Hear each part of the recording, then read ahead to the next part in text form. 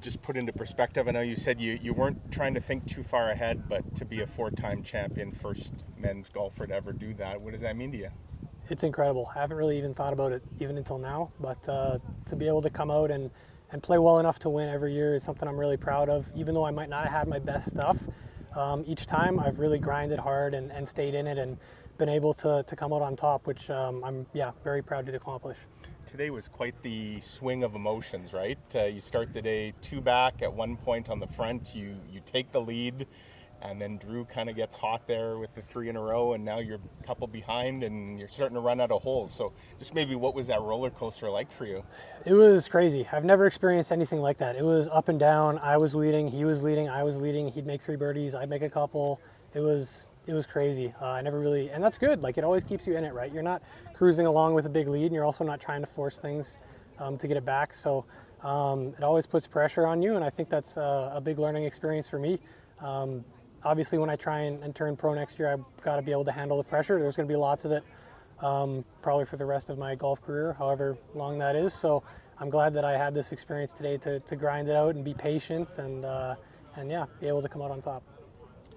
The birdie on 11 after the approach shot on 10 that went a little not in the right direction, but just to bounce back like you did, how important that was. I didn't have a whole lot of confidence. I was grinding out pars, like I said, the beginning of the round, and then finally hit a good drive on 10 here and was looking, to get it on in 2 and sprayed it way left in the hazard and made a good par, so I didn't make a bogey, but the next hole definitely got a bit of a fortunate break. I dropped it from dropped it from ground under, and then had quite a bit of spin on it, but it took one big bounce, hit the pin, and stopped about 2 feet. So a little lucky there, but that birdie kind of kick-started me. I hit it close the next hole and didn't really make a mistake for the rest of the round, just kind of consistent pars there. The wait on 17 while Lyle and Drew had their issues in the trees and were getting rulings, and you're down the middle of the fairway. Just talk about that and just staying focused and realizing, we're down to 2 holes. Yeah, at that point, I asked Jake. It looked like me and Drew were 4 or 5 ahead of the next place, so I knew it was me and him. And so it's match play at that point. I wanted to kind of know what he was doing, where he'd be at, and where I'd be at, and kind of plan accordingly. Off the tee shot, I was thinking about pulling an iron out. I wasn't sure if his drive was okay or not, and I thought, we're playing a win here. So to hit the driver down the middle felt really good, and just missed the birdie putt, but it was a good par given the circumstances. And the approach, I guess, to 18. You have the lead to work with, just with the way this whole day went. Yeah.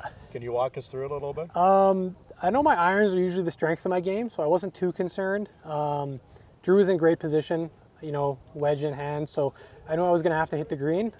Even off the tee shot, I played it very safe, left myself 180 yards in, and knew I'd be a little amped up. We couldn't quite figure out the wind direction. I thought, we don't want to go long, so club down, a little bit of adrenaline, hit an 8-iron, 15 feet left of the pin, and that's exactly what I did. So left myself probably the easiest putt on the green. What can you say about the gallery and the support that followed your group today? It was amazing. I don't think I've played in front of that many people. I mean, obviously the Manitoba Open, yes, but besides that, there was, 50, 60 people out there. It was a lot of fun. Even just helps with finding balls and stuff, right? There's so many people out there that see your golf shot, so it takes some pressure off that as well. But I enjoy playing in front of people. Hopefully they enjoyed watching, and I appreciate the support everyone at Breezy and all my friends and relatives have given me. Just a thought on Drew. He really pushed you to the limit here, right? And obviously unfortunate for him what happened on the second last hole. But just what you see from him in a great battle kind of all through the day here today? He was very comfortable the whole round. He's been in this position a lot. He's a great player. I was not going to be surprised if he fired low today. He's been in the position a lot, and I wouldn't be surprised if he wins a Golf Manitoba event or a few of them very shortly. So I saw no nerves from him out there. He was perfectly calm, very friendly, and rattled off some birdies even when things were going a little south. So even when I thought I'd be on him for a couple holes, he'd come back and make some putts and be right back out in the lead. So it was a grind the whole day for us. What did you do to stay loose there on 7? Before you hit, it probably was 15 minutes before you hit your shot. Right. And it's pretty abnormal for a round, I guess. Me and Jake were, Jake, my caddy, were just having a conversation. He was great at keeping me loose this whole tournament. I think he's a great advantage to have out there. He knew what to say, how to say it, how to calm me down, how to slow me down, and I think we worked really well together. So yeah, I stood by my ball. We just chatted about random stuff, and next thing I know, Drew was out in the fairway and I was up to hit. So I wanted to know where he was at, but I was still trying to focus on my own shot at that point. With you having Todd Fanning here, one of the best to ever do it, to congratulate you on your special feat. It was great. I mean, everyone knows he's an incredible player. He's got a great golf career, and to be able to match what he did last year and then be able to pass him, it's a huge achievement, something I'm proud to do. But yeah, he's a really good player. Just one more from me, Braxton. What does the rest of your summer now look like? Obviously, this gets you into the Manitoba Open, and what do you sort of foresee how the next few weeks play out here? I'm still trying to figure that out. I'm assuming I'll go to the Canadian Am.